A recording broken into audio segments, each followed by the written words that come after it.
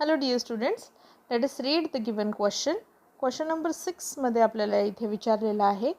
Read the given statement characterizing certain types of animals and select the option which correctly exemplifies each of these types.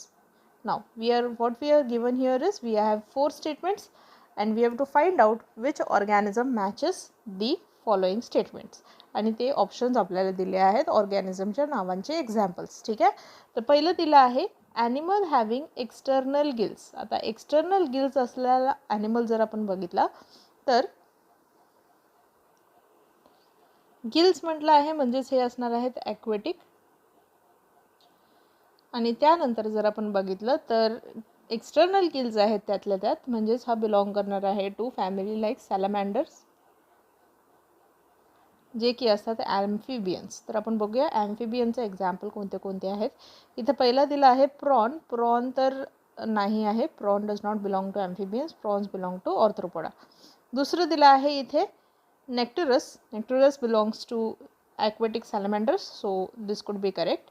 त्यानंतर दिला आहे pila. Pila is again not belonging to we can say amphibians or even to aquatic salamanders. These are specifically we can say molluscans. आणि नंतर दिला आहे last इथे पुन्हा एकदा ऑप्शन डी मध्ये दिला आहे नेक्टरस, जे की इथे करेक्ट आन्सर असू शकतं. ठीक आहे, दुसरं दिलं आहे animals having internal gills. Internal gills जे जर आपण बघितले so again it should be aquatic and generally we can see that there are organisms which belong to mollusca ज्यांच्यामध्ये इंटरनल गिल्स असतात. सो हेन्स इथे उनिओ आहे, इथे पायला आहे, बोथ कुड बी करेक्ट. ठीक आहे, त्यानंतर दिलं आहे आपल्याला animals showing tracheal respiration. Tracheal respiration जे आहे हे कॅरेक्टरिस्टिक फीचर आहे ऑफ ऑर्थ्रोपोडा.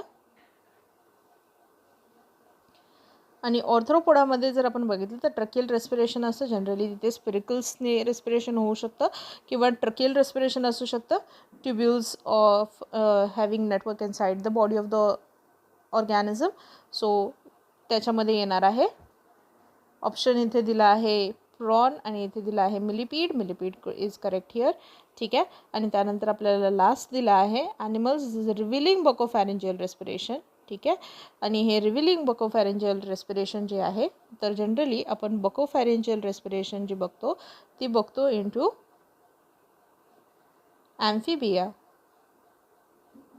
ओके, आणि ह्यामध्ये जर आपण बघितलं बकोफॅरेंजियल रेस्पिरेशन म्हणजेच काय आहे, बकोफॅरेंजियल कॅव्हिटी जी आहे ती स्वेल होते आणि ही जी काइंड ऑफ रेस्पिरेशन आहे that is through moist mucus membrane kind of respiration जी आहे ज्याच्यामध्ये ऑक्सिजन डिफ्युजनसाठी हेल्प होते, तर ती होणार आहे इंटू ऑप्शन डी इथे दिला आहे दॅट इज टोड.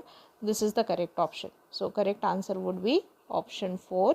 दिस shows all of the 4 organisms having this kind of respirations which are mentioned here. Option 4 is the correct answer. All the best and keep learning with PW.